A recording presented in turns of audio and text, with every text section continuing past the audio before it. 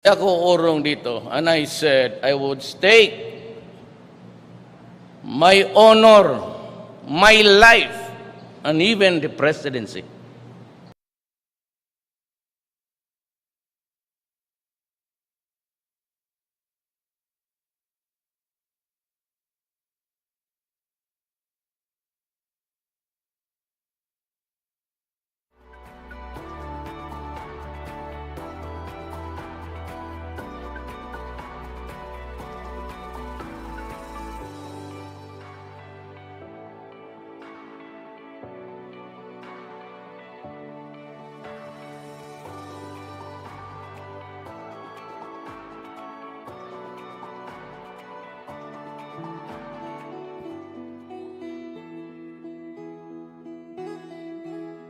Ladies and gentlemen, the President of the Philippines, President Rodrigo Roa Duterte. Ikaw ang Pangulo para sa pagbabago. Sawa na ang Once again, President Rodrigo Roa Duterte.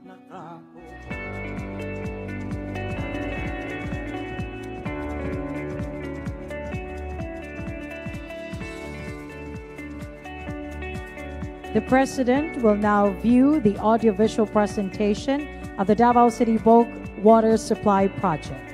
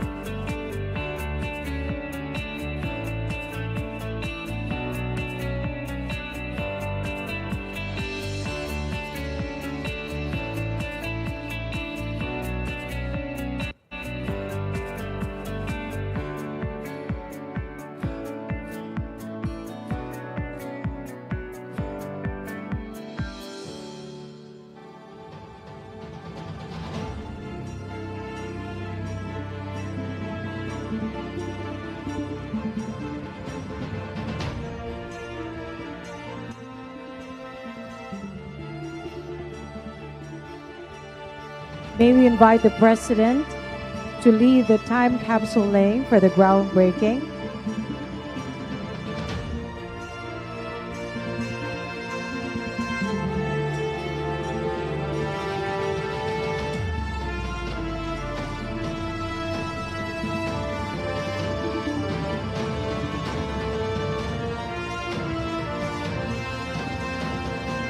Right now, the President is signing the blueprint of the design of the Apo Agua water treatment.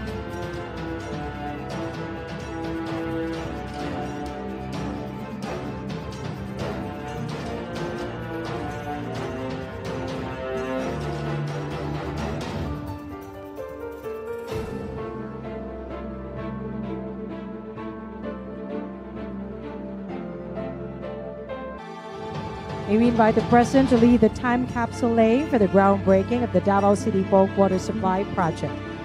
The President will be assisted by Mr. Sabina Boitis, Mr. Eduardo Bangayan, Ms. Catherine Angeles, and Secretary Carlo Alexi Nograles.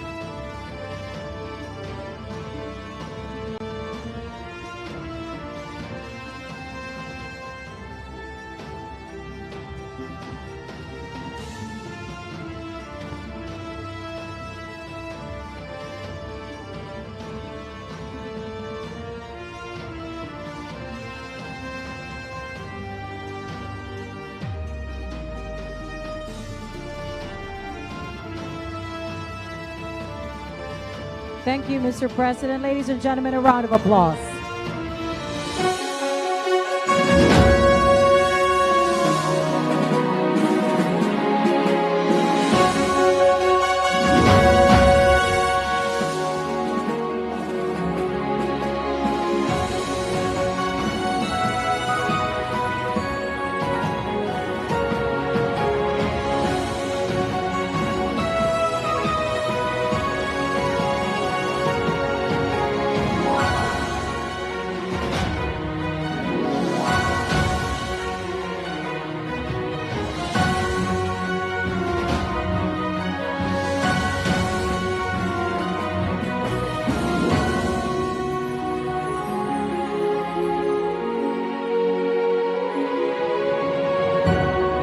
May we request everyone to be seated.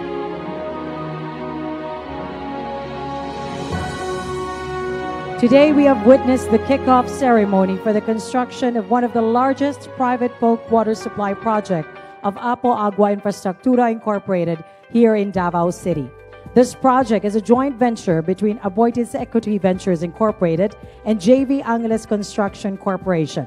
The Apo Agua will provide the Davao City Water District with clean drinking water for the people of Davao City.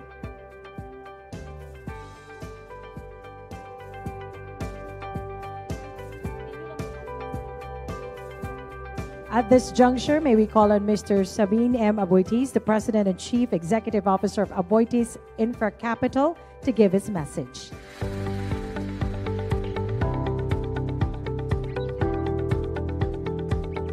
Please kindly sit down.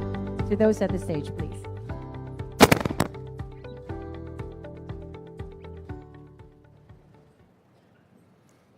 Your Excellency, President Rodrigo Roa Duterte, distinguished guests, good afternoon. Mayong hapon sa inyong tanan. We are very excited to be here with you today for this major infrastructure milestone for Davao City, which ushers a brighter future for what many consider as the crown jewel of Mindanao. There is no question that Davao City's economy has grown exponentially in recent years, driven by the boom in the industry and service sectors.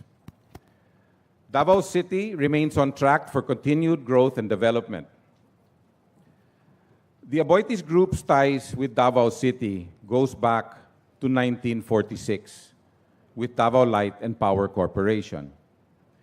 In those 72 years, Davao Light was instrumental in providing stable power and distributing electricity to the nearly 2 million residents in Davao City and Davao del Norte.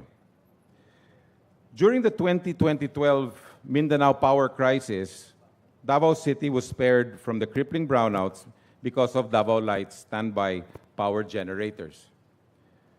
And to make sure that Mindanao will no longer ever be paralyzed by power outages, the Aboitiz Power Group built the 300-megawatt Therma South power plant in Turil. Davao Light is the country's third largest privately owned distribution utility and is one of Davao City's top taxpayers. We also continue to work with the Davao City government to upgrade the power distribution system through the underground distribution system. This started in 2016 and will cover the Davao Business District and downtown areas. Power lines will be placed underground as a safety measure and preserve the downtown area's aesthetics. Davao Light is also a key partner in the Peace and Order campaign. Its street line program helped curb crime, and Davao Light's electric poles served as location reference points and became part of the infrastructure backbone of Davao City's famous 911 program, the country's first central emergency dispatch system. But it is not only in power where we are heavily invested. In 2015, together with the Davao City government, we launched the 8-hectare Aboitiz Cleanergy Park, which serves as a sanctuary for the critically endangered hawksbill turtle. To date, over 3,000 turtle hatchlings were released from the Cleanergy Park and helps ensure the survival of the Pawikans. For us who have witnessed Davao City's transformation, we know how important water is to sustain the progress that made the city a major community and business hub. Back in 2013, we saw an opportunity to help address the need for the robust potable water supply provider in Davao. The opportunity was further solidified through our partnership with the JV Angeles Construction Corporation, or JVAC. JVAC has established a solid track record over its 53 years in operation, specializing in water supply, sewerage systems, and utilities. As a certified AAA contractor by the Philippine Contractors Accreditation Board, we could not have asked for a better partner for this project. As with any project, there were lots of challenges along the way, but to see the project finally materialize and lead up to today's kickoff is something that is truly worth celebrating. The Aboitiz Group has always considered the long-term impact of our operations in our host communities. We believe that we have a big role to play in helping bring the fruits of development to those who need it the most. Our presence here for the last 72 years through Davao Light and the various projects that we have implemented over the years are proof of our long-standing commitment to the city's continued growth. Davao is seen as one of the main drivers of Mindanao's local economy. But big societies with equally bright futures cannot stop growing, and without enough safe drinking water, and a city cannot thrive and realize its full potential. Water is one of the most human needs, basic human needs, and its importance cannot be emphasized enough. We are all told, myself included, to drink lots of water. Water keeps you healthy by flushing out toxins, it regulates your body temperatures, and it helps your brain function. Sometimes we take water for granted, but access to clean and safe water is one of the world's top concerns. Fresh potable water is a scarce resource. While the world is surrounded by water, only a small percentage is fresh and accessible. In the past, we have relied on extracting water from the ground. But extracting from underground depletes the water supply in these aquifers and, if not allowed to replenish over time, brings problems such as saltwater intrusion and ground subsidence. DCWD's Davao City Bulk Water Supply Project is the answer to this issue. I'd like to take this opportunity to thank DCWD for spearheading this project. Their initiative to improve water quality and pressure to communities that they currently serve and to give more areas and barangays access to water strikes at the heart of the city's urgent need for better water systems. Apo Agua helps the project succeed by providing over 300 million liters per day of clean water sourced from the Tamugan River to more than 1 million residents of Davao City. By providing a sustainable water source for every Davaoenyo through water that will be drawn from the Tamugan River, we will limit our impact to our precious groundwater reservoirs, helping replenish its aquifers and ensure that the water cycle remains uninterrupted. Of course, in giving people access to water, energy is required. Apo Agua's innovative approach in tackling the relationship between water and energy led us to a decision to build a treatment and conveyance system that is fully powered by renewable energy.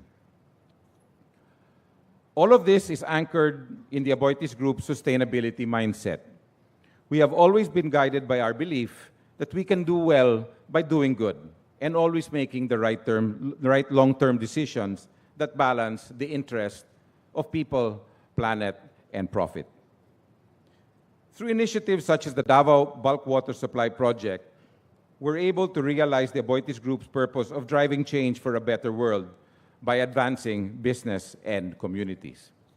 In particular, we aim to fulfill this promise by providing innovative infrastructure solutions that enable Davao City to carry out its mission to provide clean water to its residents. We remain on track to complete the project by early 2021.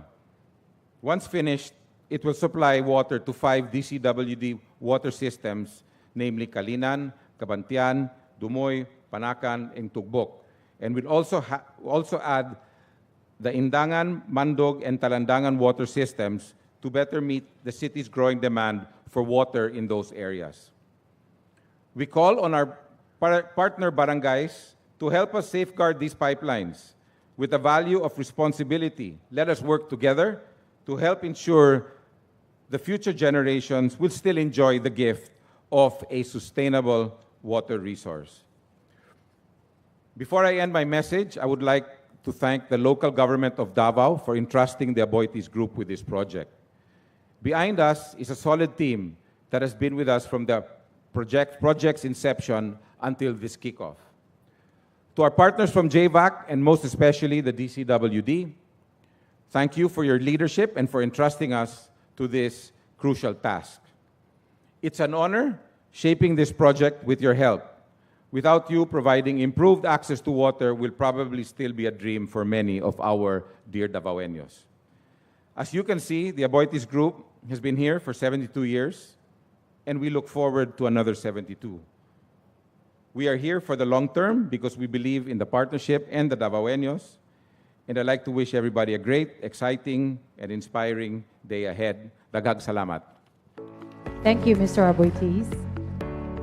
At this point, may we call on Cabinet Secretary Carlo Alexi Nograles to introduce our guest of honor.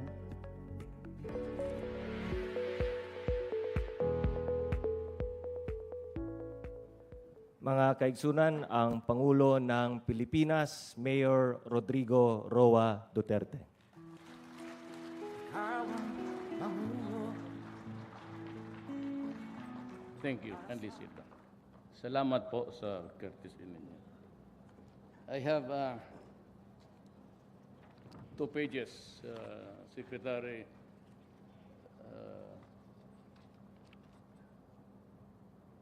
Medyo kulang to. Anyway, I'll just have the acknowledgements. The Cabinet Secretary, our new Cabinet Secretary, Carlo Nograles, Mr. Sabin Aboitiz, President and Chief Executive Officer, Aboitiz Infra Capital, Davao City Water District Chairman Eduardo Bangayan, JB Angeles Construction Corporation Chief Executive Officer Catherine Angeles,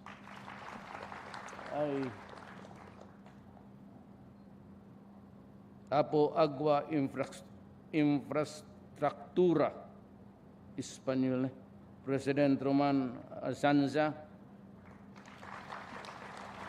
Apo Agua Infrastruktura General Manager Cirilo Almario,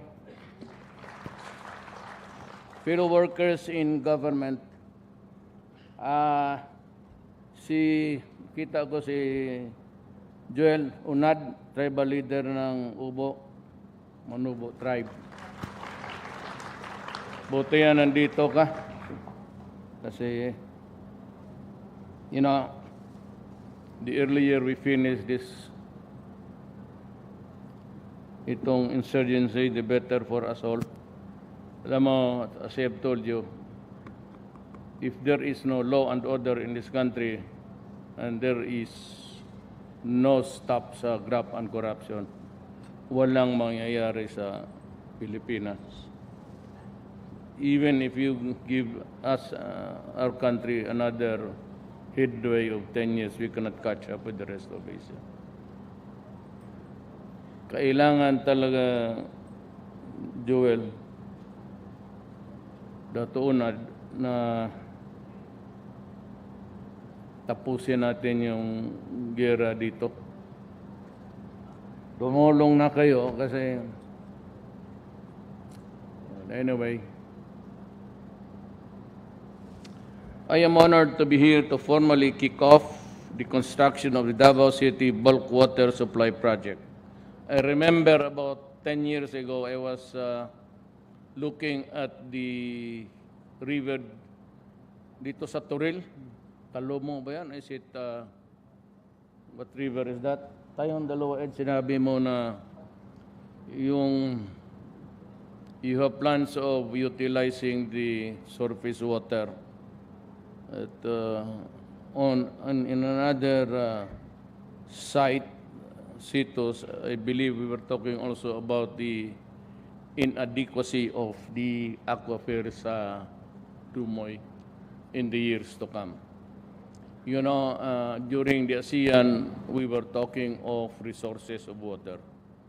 Really, as the fiction writers and scientists would tell us now that climate change and water is really becoming a harder commodity to secure. At sa ASEAN, we were talking about the siltation of the Mekong Delta. It's the biggest rice field in all of the earth. And yet they are very apprehensive about the siltation of a part of the Mekong Delta. It is providing food, rice, carbohydrate, which is very important. But it's also becoming a problem for humankind.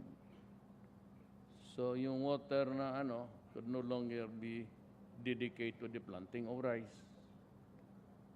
We're talking about it. There's a cry now in everywhere about the climate change, but nobody seems to be compliant with it. I do not see any active advocacy that's really being implemented dito sa ating bayan regarding climate change. And only because there seems also a distorted or fractured setup itong sa climate change, where the big countries, the ones that are really spewing a lot of carbon dioxide, anong monoxide, and the footprints are everywhere. The carbon footprints can be found everywhere, including Africa. Wala talagang let up because of the population itself. And even Manila does not have a working sewer and sewerage. Lalo na tayo. And that is why I can hardly see any improvement in the quality of life in Manila, or maybe in the entire Philippines, na wala tayong sewer and sewerage system that is really working. So ganon kahirap how to grapple with the problems of wala bang obispo dito? Batukan ko yung mga ulo ninyo. Kayo yan The Catholic Church, pati si Bishop David sa Caloocan, clinging onto a belief which was 3,000 years ago. Ang mga tao no nomads. What do they know about the world today? Tapos pasundin mo yung sinusulat ninyo. Totoo. How can the people that 3,000 years ago predict or project what is happening today? And it's only the archaic church of because it's getting money, that's all. You're supporting you build a chapel in your own house and pray there. You don't have to go to church to pay for these idiots. Pero yung ibang pare, kaibigan ko, magbigay ka sa MAA, sa parang bispo, Jesus, Maria Joseph, maghingi pa ng sakyanan sa gobyerno, knowing fully well that it is corruption, as there is a separation of church and state. And you have the balls, brave as you are, to ask property of the government. Tapos magsalita kayo mga putang ina ninyo, kala mo sino kayo. I've always believed that access of safe drinking water is a fundamental right that must be enjoyed by every Filipino family so that they may lead healthy, dignified, and productive lives. Isipin mo naman kung lahat ng tao walang ligo, lalo minsan magputol kayo ng, I would like to add yung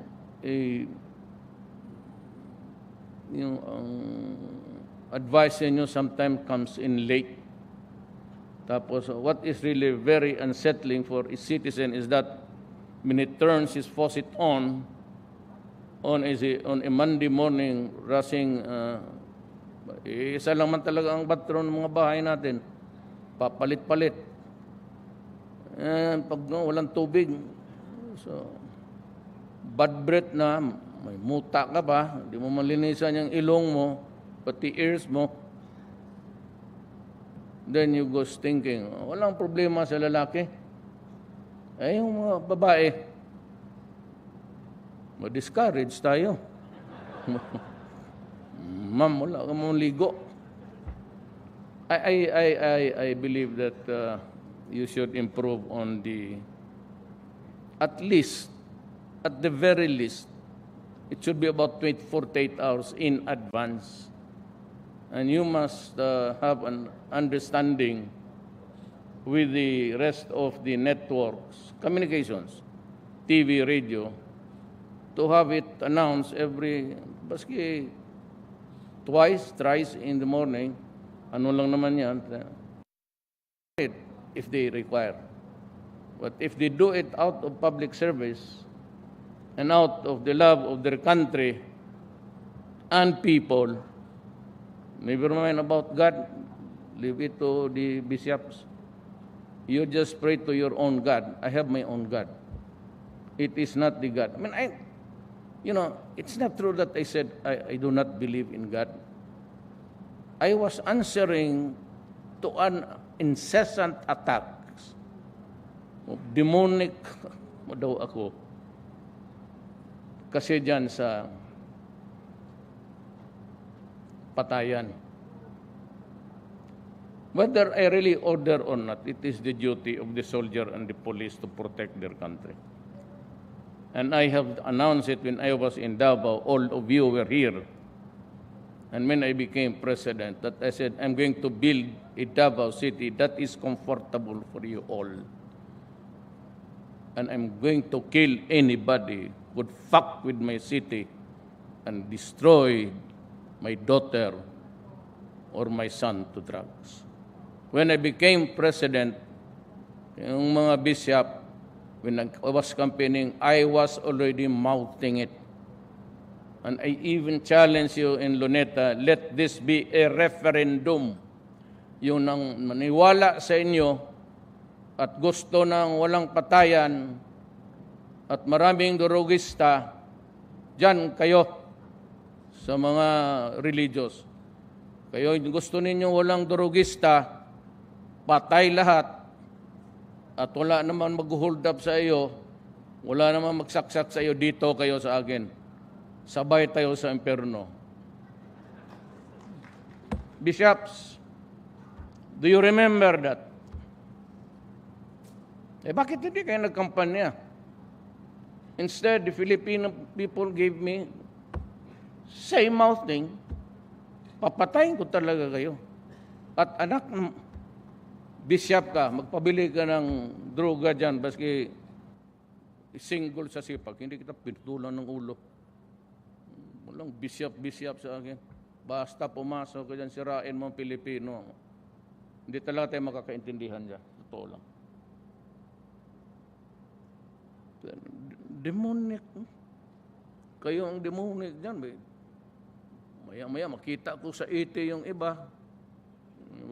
Bang obispo naman, putang ina niya, nandyan sa, may mga kabit dyan sa NHO, nakatira. Gago kayo. Tapos, niya, madman. Paano ako maging madman? May Diyos ako, sabi ko. Nag-away kami. Sabi ko, I do not believe in your stupid God. I have my own God in my estimation. Na hindi nangungulikta ng pera. Kayo, mga barangay captain, di ba ilang beses magreklamo yung mga tao? Pagkadlinggo, dalhin mo dyan sa simbahan, magalit pa ang pare. Kasi walang binditahan ng patay, baski mabaho na. Yan ang mga pobre, ang imbalsamasyon yan, 2-3 araw. But mayroon pa kayong this practice, it really pisses me off. Yung sa ano daw, na it has something to do with water, the washing of the Filipino people. Na yung patay, ipalibing mo, ito mga konsihal, alam nila, 9 days bago ilibing, sige sugal dyan, sige inom, drinking, gambling, ang patay gilangaw na, hindi malibing kasi ang spirit daw nandito pa sa lupa. Putang ina, espiritu na yan. Kaya yung pobre, magkasamot o kapobre, maihaw tanan. Ugwa na yung maihaw, tao na giyaw, wala siya kibog, tao na ginakao nila.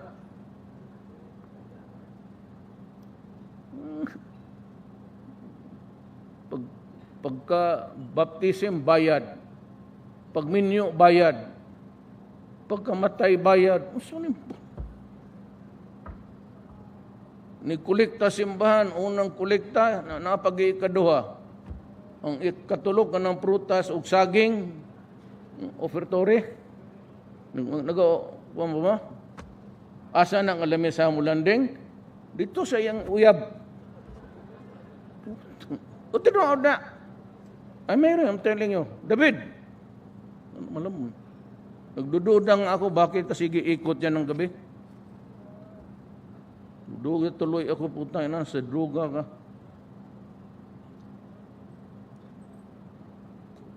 Ngayon na ang Katolik mo na.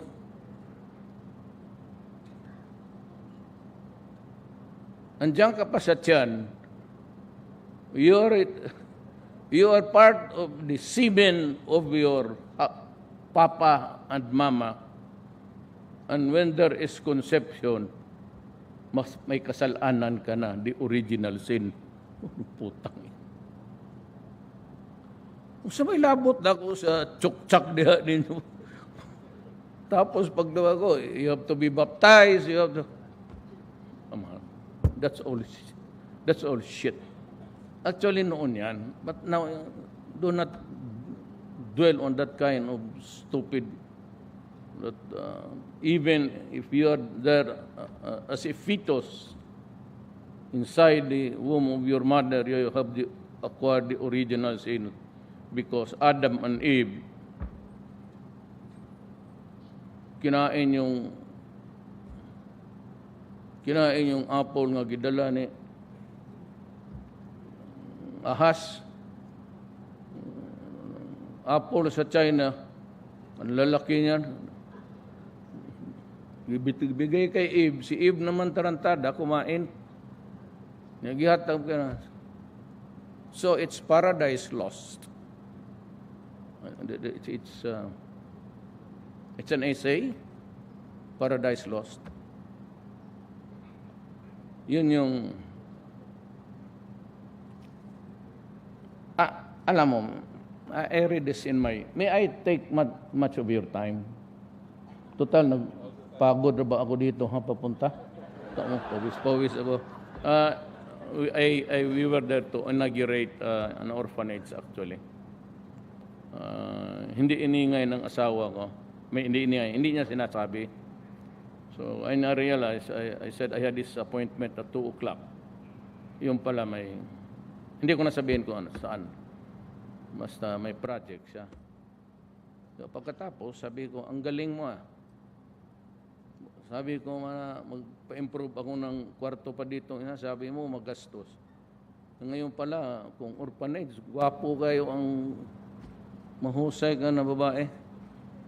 Pero kung mayroon kang pera sa orphanage, pero yung kwarto kong sigig tulo, O, isa ho na lang daw. Totoo. Kaibigan ko, you can come to my house tonight. Puro langkat na ng plywood.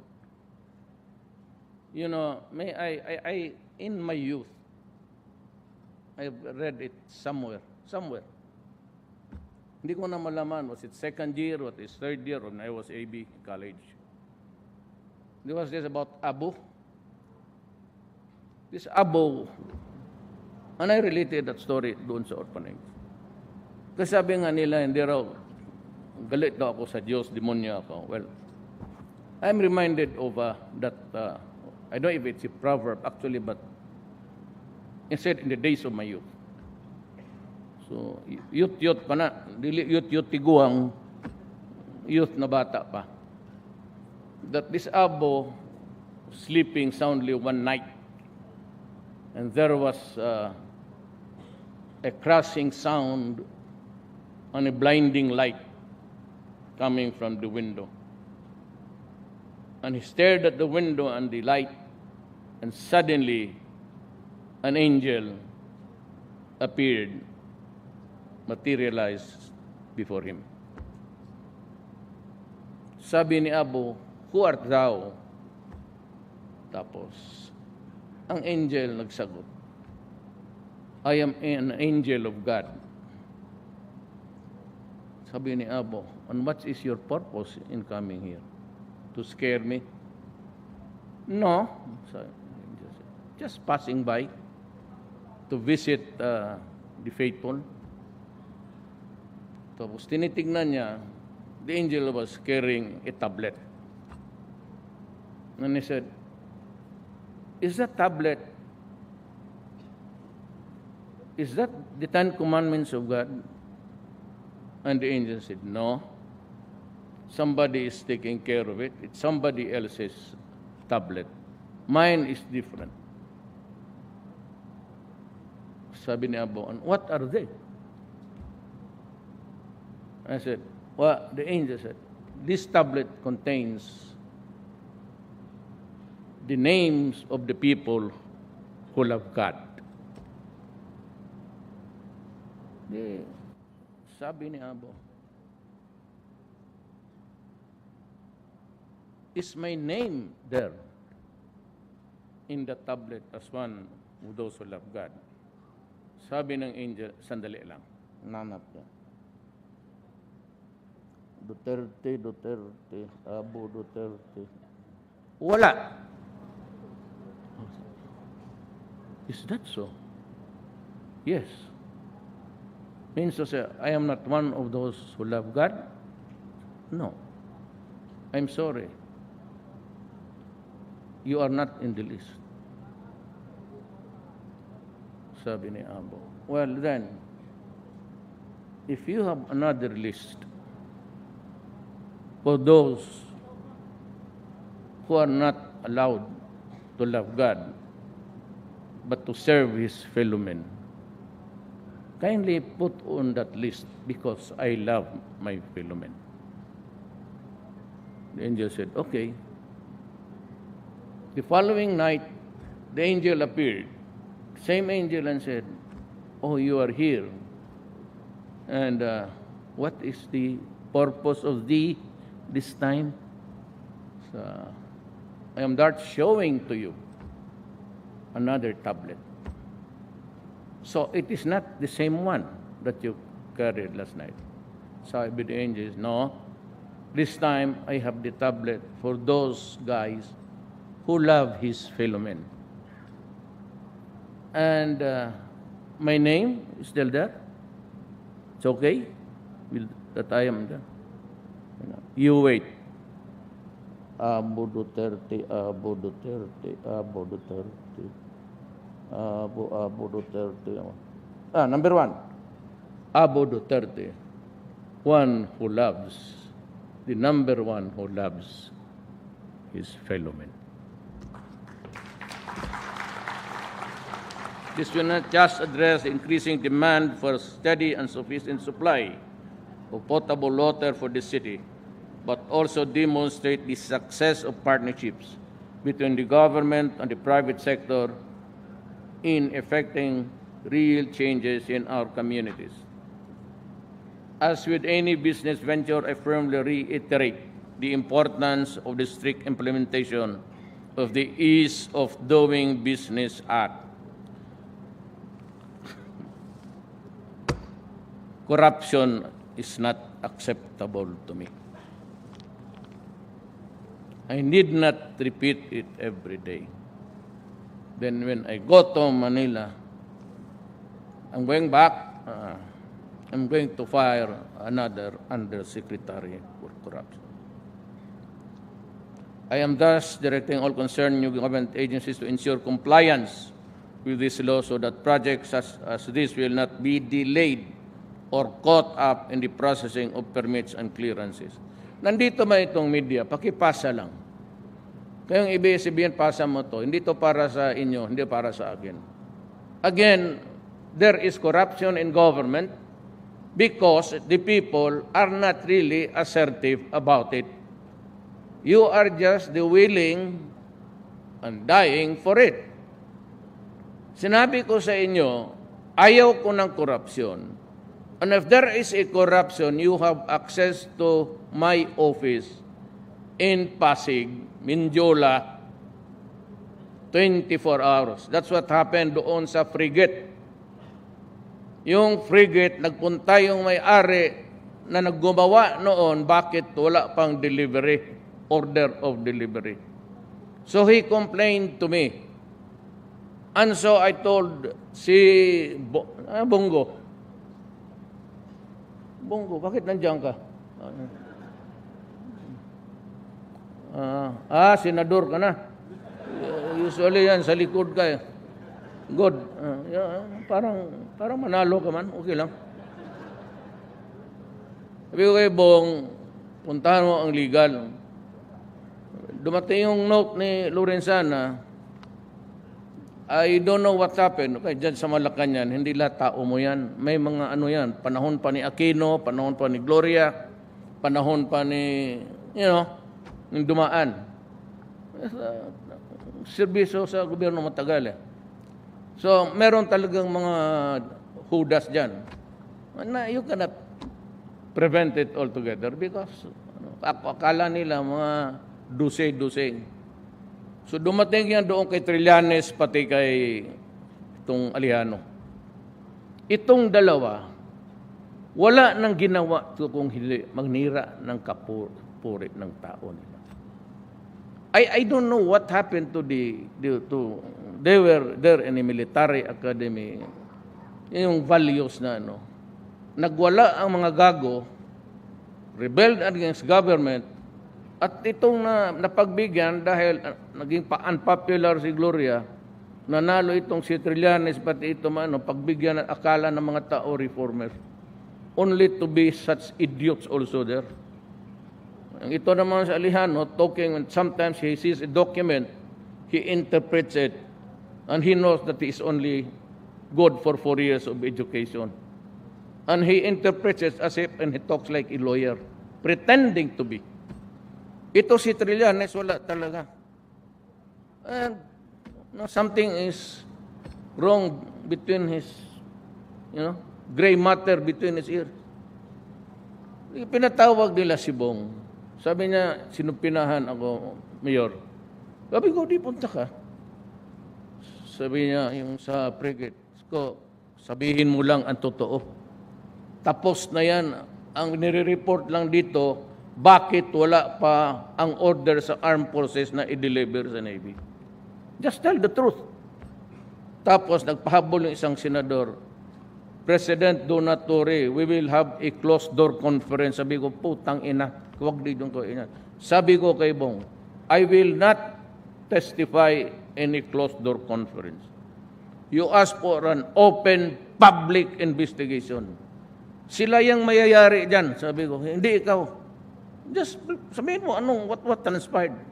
May kung yan puputok, may tama yan sila dyan. Sila, hala lang.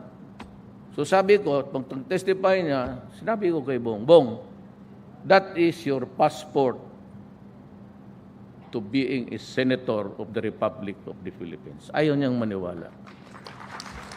Sabi ko, alam mo kasi, ang tao hindi bugok.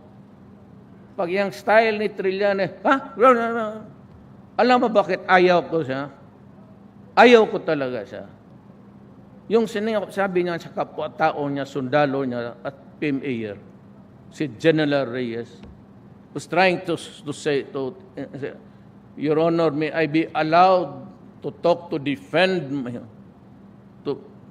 my honor. Alam mong sinabi ng gago ng puta. No, sit down, you have no honor. Kaya sabi ko, ito, ugok ito. Sige, buto pa ninyo yung magdalo. Ano, nagkakalat sa mundo ang mga gago. Diba, pagkitain ko yung nag-reunion sila. Anong ginawa niya? Nakahili niya, tanduay pati biyon. Sige, inuman. Yan ang sundalo ninyo.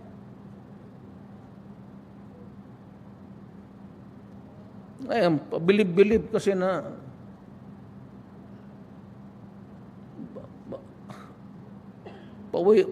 pabandira dyan sa Makati, sinira yung peninsula, tapos nag-surrender. Anak ng...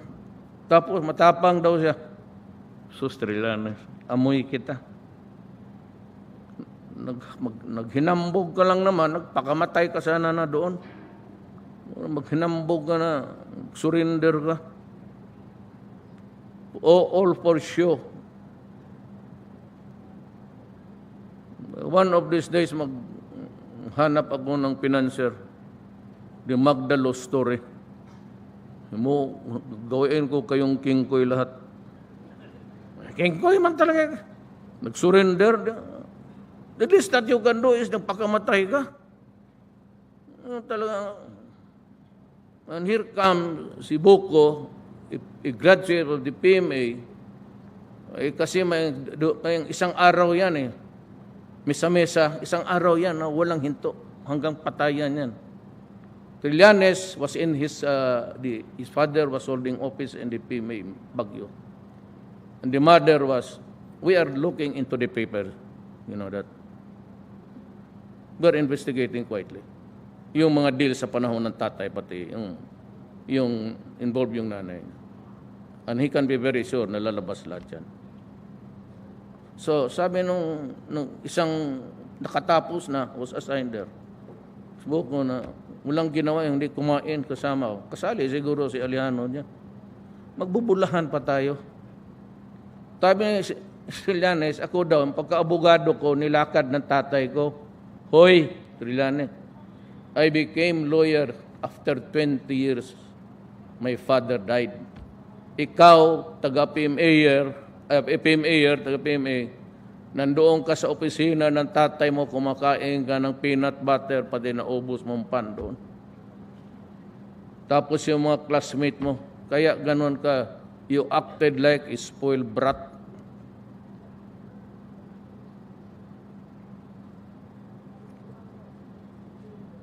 Kaya leksyon niya, people of the Philippines, sige, sunod pa ka ng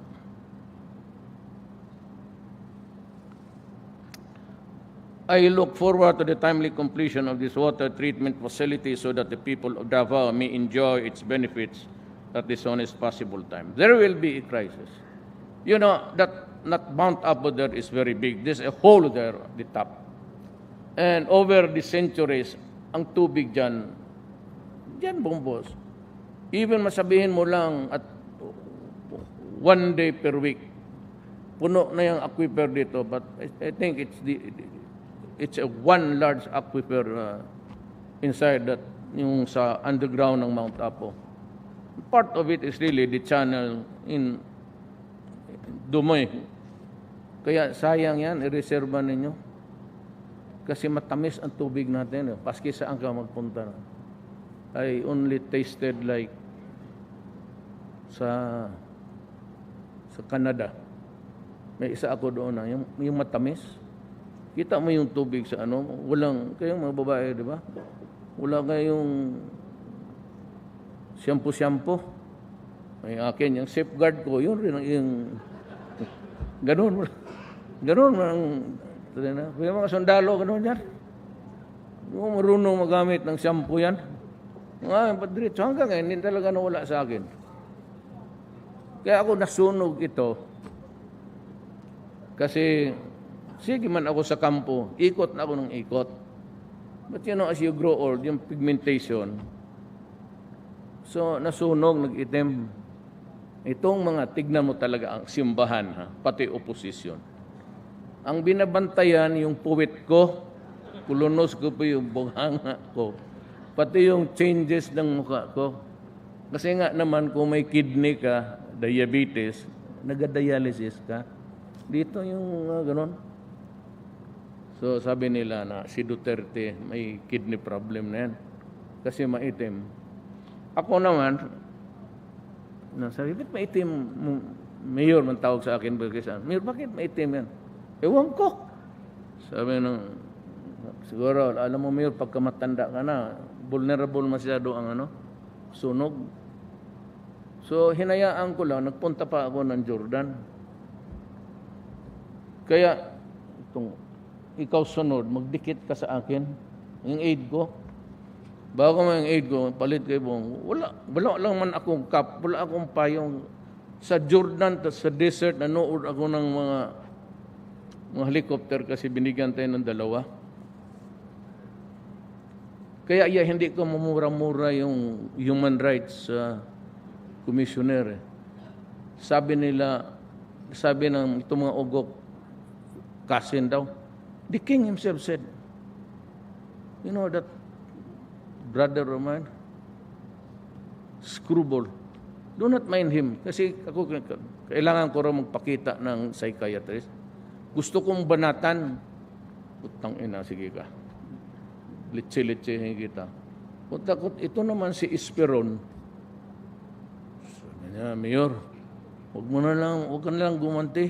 Total, ano lang man yun. Sabi niya, magpunta ka raw ng psychiatrist. Sabi ko, ikaw, General, ikaw sabihan niya, maligaya ka. Sabi, huwag mo nang awayin kayo. Ang helicopter natin, baka hindi i-deliver. Tangin ng spirit. Utro rin. Tahimik na lang ako. Biro mo. Pagpunta ko nga, meron, ipakita. Di na lang nga doon kubra. Sabi ni King, this is the... Sabi niya, about my brother, nag-apologize. Do not mind Miss Screwball. Kaya pag-uwi ko dito, putang inakalitsi ka. Sabi mo ni King, puro kainit ay. Di ang asawa ko, sabi ko nasusunog. Sabi niya, yan o. 1, 2, 3, 4. Sabihin ko na, hindi ko ina-advertise ha. 1, 2, 3, 4. Yan. 5. So 1. Katapos yan na muska. 2. Tapos 3. 4. 5. Kumplituhin mo yan, gabi-gabi. Tapos paglabas ko, lalo na napakali ako dyan, nag-itim lalo. Sabi kagad ng mga putang ina. Si Duterte may kidney na yan, cancer of the kidney, kita mo. Kaya ang cancer ng mag-itim yung indication, one of the sa sabi ni Maria Sison, utro ring hematyon, dying. Duterte has cancer sa kulon. Giamoy ko yung lubot ko. Okay pa man. No extraordinary smell of decay. Cancer is decay. Sabi ko, pareho man ang bango. Okay. Tingnan mo, kung ano-ano na lang speculate on my death, na ako kuno may cancer, may tayo. Tignan mo, sila yung maunang mamatay, tignan mo. Posta kayo. Sila yung unang mamatay. Yung nakaano lang na... So, if you are that desperate to be president, why do you have to dwell on such issue as yung kamatayan ng tao? After all, sino bang mag-akala na mamatay?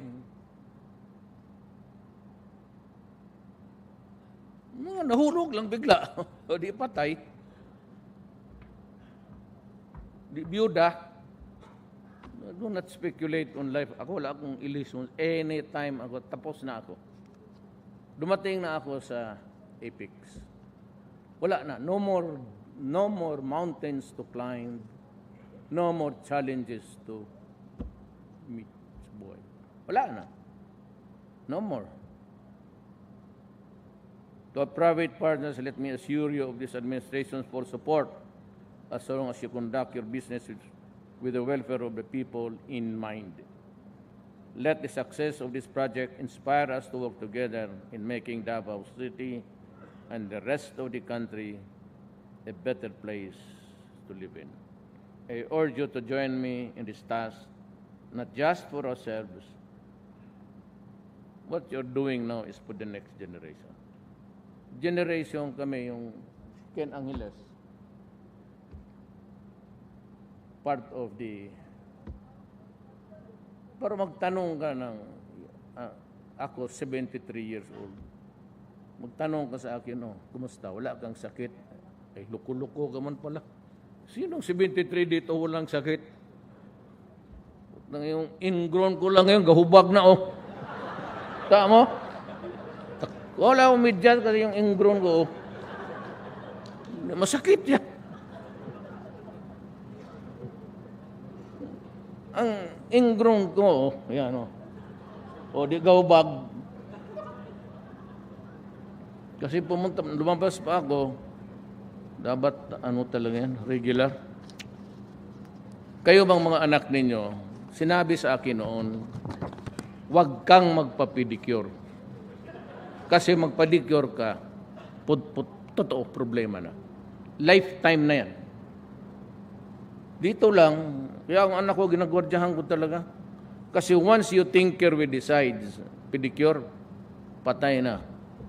Ang mabubuhay niyan, kagaya ng mga doktor, pati abogado, ang abogado maghanap lang ng gulo. Sige, sino nag-away dyan ngayon?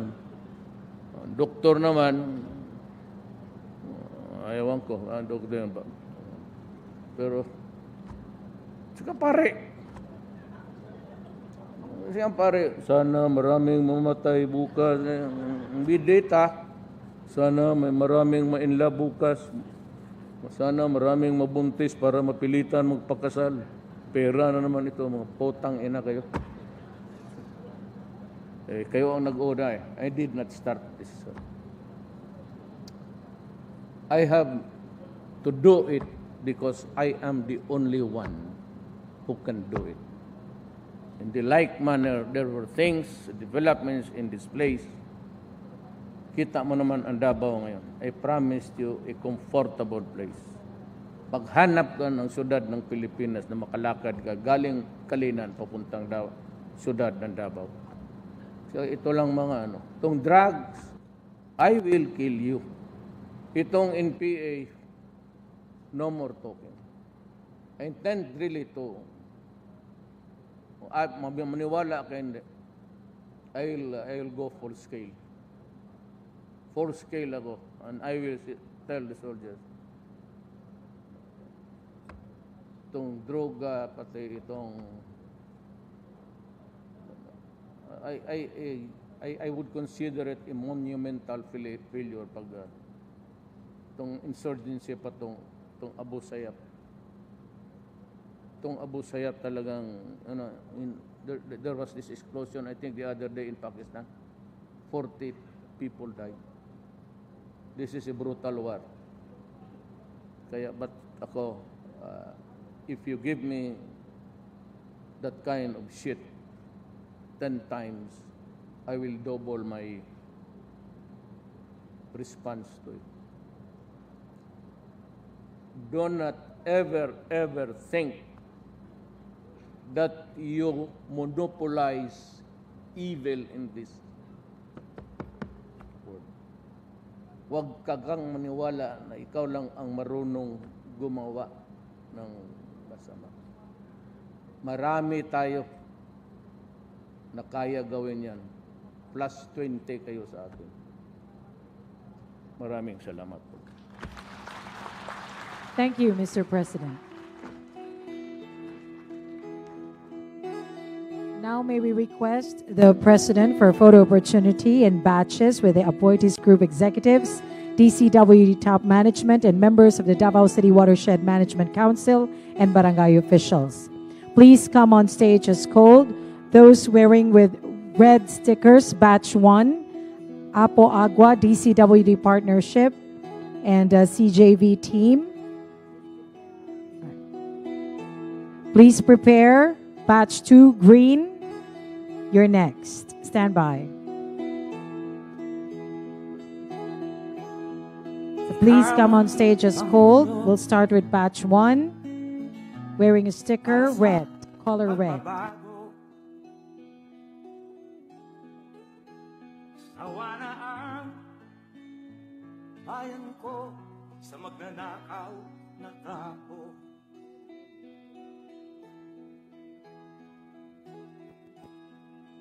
Batch 2, prepare. Those wearing green stickers, please stand by.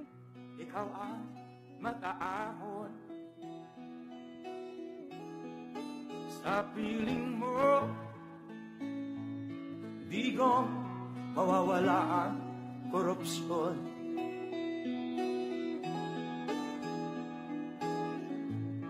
Tayo na, Pilipinas. Tayo na magbago. Hawak kamay tayo para sa pagkasenso. Ikaw at ako. Please stand by also batch 3. Those wearing blue stickers. Duterte para sa tunay na pagbabago. Thank you, batch 1. Batch 2, those wearing green stickers. Masdan mo ang paligid. Please prepare batch 3, wearing blue stickers. Rape, droga at mga Stand by, batch 4, wearing yellow stickers.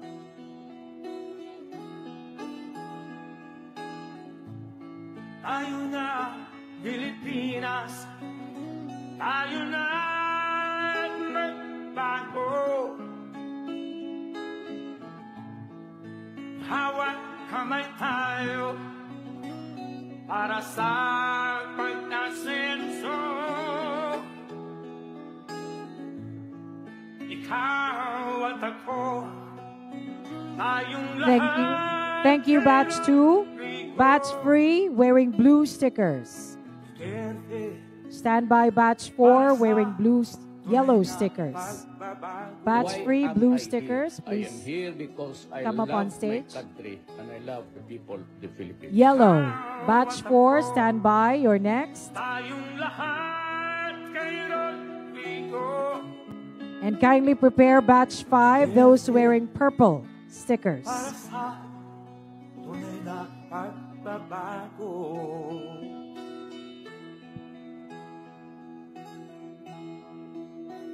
Thank you, batch 3.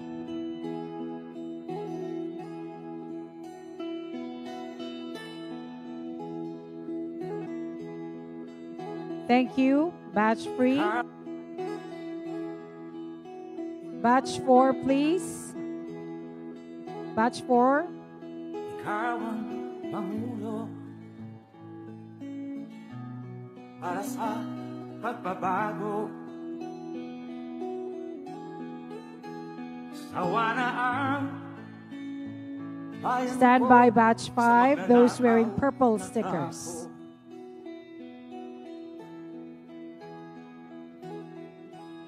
Madilim na kahapon, ikaw ang mataahon sa piling mo. Di ko mawawala ang Thank you, batch 4. Last batch, batch 5, those wearing purple stickers. Tayo na, Pilipinas, tayo na't magbago. Last batch, purple stickers, batch 5. Please come up the stage. Thank you. Para sa pagkasenso,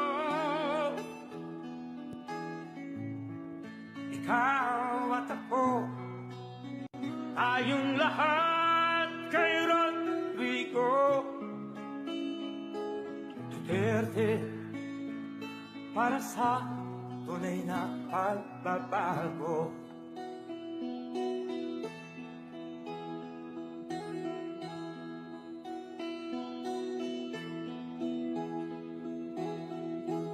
Masdan mo ang paligid,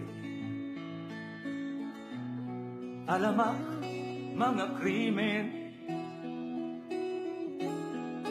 rape, droga at mga nakawan, dapat nang mapigilan.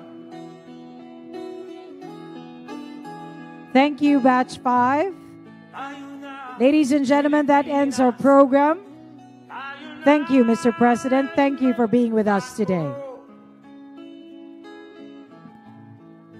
hawak kamay tayo para sa pagkasenso. Ikaw at ako, tayong lahat kay Rodrigo Duterte, para sa tunay na pagbabago. Why am I here? I am here because I love my country and I love the people of the Philippines. Ikaw at ako, tayong lahat kay Rodrigo Duterte, para sa tunay na pagbabago.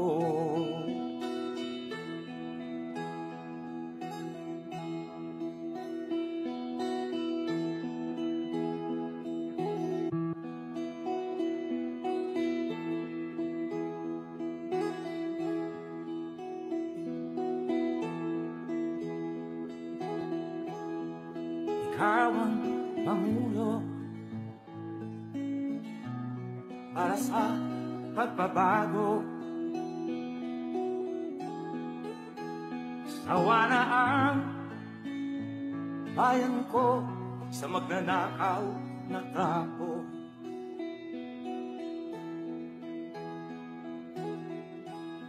Madilim na kahapon, ikaw ang mag-aahon. Sa piling mo, di ko mawawala ang korupsyon.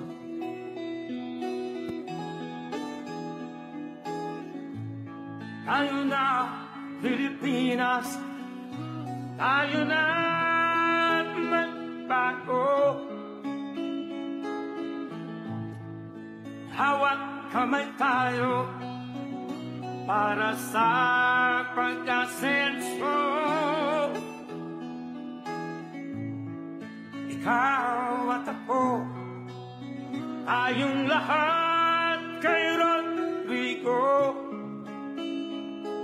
Duterte, para sa tunay na pagbabago.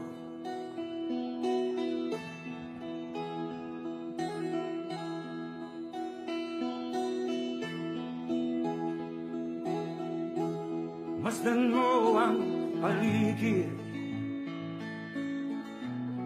alamak mga krimen, rape, droga at mga nakawan, dapat nang mapigilan.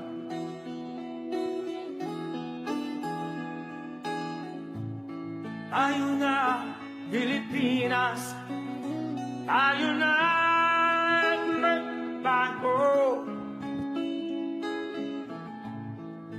Hawak kamay tayo para sa pagkasenso. Ikaw at ako, tayong lahat kay Rodrigo Duterte para sa tunay na pagbabago. Why am I here? I am here because I love my country and I love the people of the Philippines. Ikaw at ako, tayong lahat kay Rodrigo Duterte para sa tunay na pagbabago.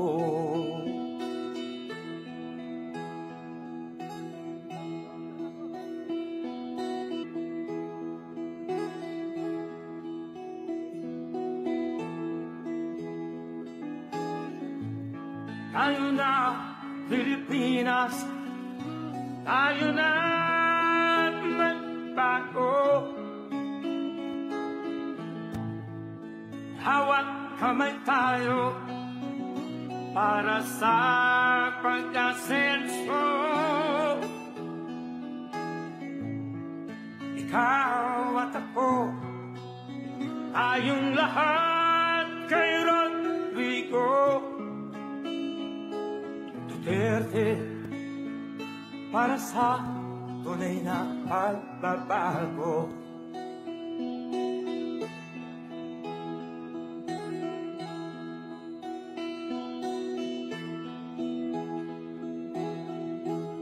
Masdan mo ang paligid, alamak mga krimen, rape, droga at mga nakawan, dapat nang mapigilan.